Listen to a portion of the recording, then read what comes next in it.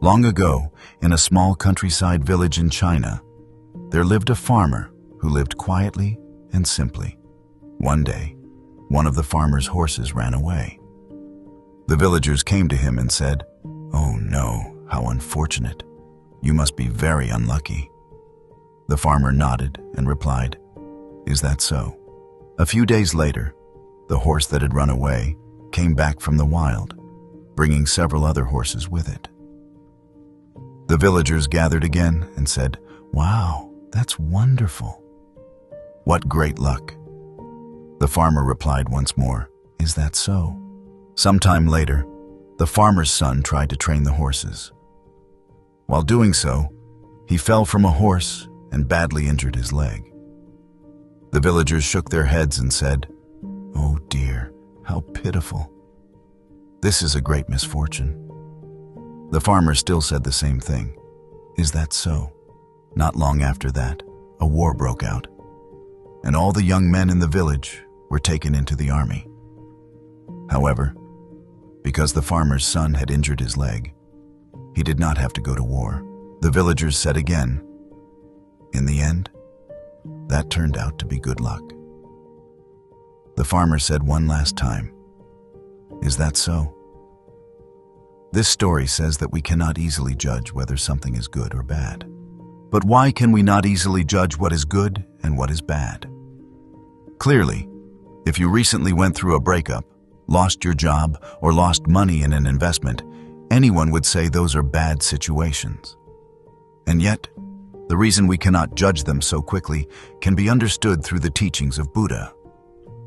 The core of Buddha's teaching is this: nothing in the world stays the same forever.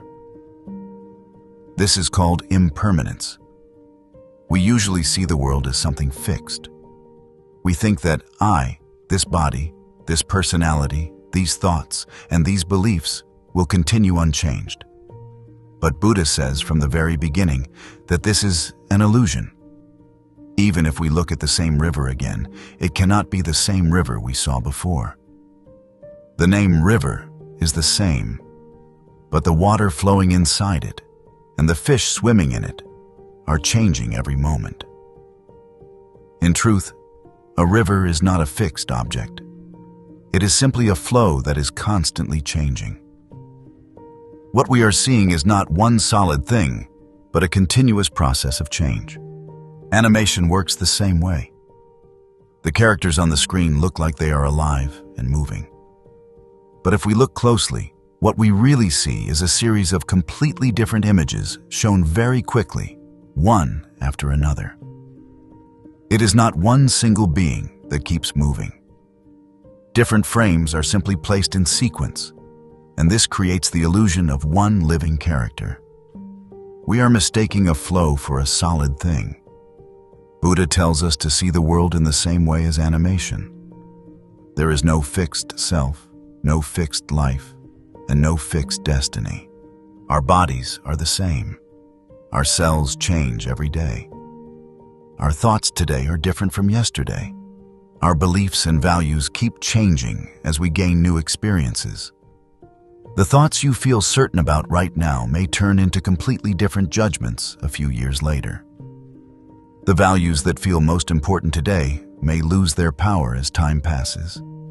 Yet we give these changing things the name permanent and cling to them. That clinging is the beginning of suffering. So what does this truth of impermanence mean for our lives? It means that even the thoughts, emotions, judgments, and interpretations you are holding on to right now are not permanent. What you believe is good, what you decide is bad, what you call success, and what you label as failure all continue to change their meaning within the flow of time. We look at one single moment and judge the whole life from it. But life is not made of single moments. It is made of an endless flow. Within that flow, good and bad are not fixed realities. They are simply interpretations that keep switching places. Now let us bring this idea of impermanence down to more realistic examples. Everyone, is Bitcoin a good thing? If people hear this question today, most will answer without hesitation. Yes, it's good. Its price is high. It has created wealth. It receives enormous attention from the world. But let's turn the clock back just a little. 15 years ago, Bitcoin had no value at all. Most people had never even heard of it. It was treated like a joke, nothing more than a piece of code. Today, Bitcoin has a completely different meaning. It may look like the same name and the same technology, but Bitcoin over time is not the same thing. Yesterday's Bitcoin and today's Bitcoin only look the same on the surface. Their meaning and position are entirely different. No one knows how Bitcoin will be judged in 10 years, 50 years, or 100 years. From the perspective of impermanence, Bitcoin is not something we can clearly call good or bad. It is simply one flow among many that keeps changing. Steve Jobs was once forced out of the company he himself created. At the time, it looked like failure. It looked like collapse. It looked like the end. But that period later became the foundation for his return to a struggling Apple, where he led the company into a new era of innovation. On the other hand, many things that look good at first turn into suffering over time. Some people make a lot of money, but break the law in the process and end up in prison. Others gain wealth and fame, but because of one mistake, their entire career comes to a stop. And they must pay penalties many times larger than the money they earned. A marriage that looks perfect from the outside can turn into hell as time passes. And a divorce that looks like the symbol of failure can actually become the beginning of a new life. Someone I know felt like their life was over at the time of divorce. But 10 years later, now in their 50s, they are living a life that is far more stable, both mentally and financially, and much happier than before. The life of Oprah Winfrey is the same. The wounds and pain of her childhood were tragedies in themselves. But as time passed, those experiences gave depth to her message and became a force that moved the lives of countless people. I also did poorly in school and failed my entrance exams. I thought of myself as a failure in life. But because of that failure, I was able to go abroad. There I learned many things, and I met my current wife. I ended up experiencing a completely different life. Later, I worked as a salesperson and suffered great stress for many years because I was told I lacked ability. At the time, I thought that period was nothing but pain. But because I went through that process, I am now able to study the field I truly love and write. Today, I am living a life that is far more satisfying than before. All of these examples show one thing. Events themselves do not originally carry good or bad. Good and bad are simply temporary names that we attach in that moment. And time keeps changing those names. The impermanence that Buddha spoke of is advice not to bind your entire life to the judgment of this present moment. It tells us not to become drunk on today's success and not to define our entire life by today's failure. When seen from the flow, this moment is just one passing scene. And that scene can change its meaning far more easily than we expect. Business owners, celebrities, creators, employees, everyone suffers. Everything is always changing. That is the natural order of the universe. Yet we wish that business will always go well. We wish to always receive public attention. We wish to always be number one in performance. These wishes go against the natural order of the universe, and that is why suffering becomes unavoidable. Please remember this one sentence.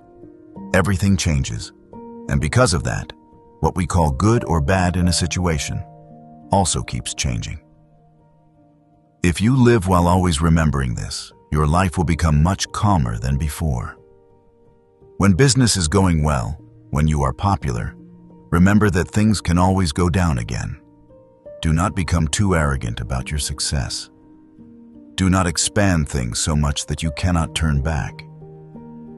Also remember that the family and friends you love today may one day be separated from you.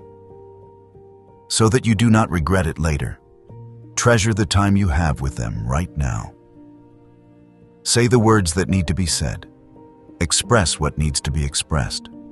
And even if you are going through a difficult time now, remember that everything always changes. If this is a downward phase, an upward phase will surely come again someday. So do not let this time pass only in despair. Use it instead as a time to prepare yourself, without laziness, for the next flow. In a year of abundance, any farmer can live comfortably. But when a year of famine comes, a farmer without preparation or experience will starve. A truly wise and experienced farmer does not depend on whether the year is good or bad. In times of abundance, he does not waste recklessly. In times of famine, he does not collapse. He reads the changing flow and never stops preparing for what comes next.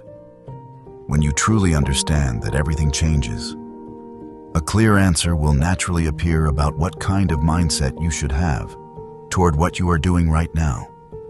Instead of being swept away by the waves of change, rejoicing one moment, then collapsing the next, hoping one moment, then falling into despair, you will acknowledge that the waves exist and live as if riding the flow itself.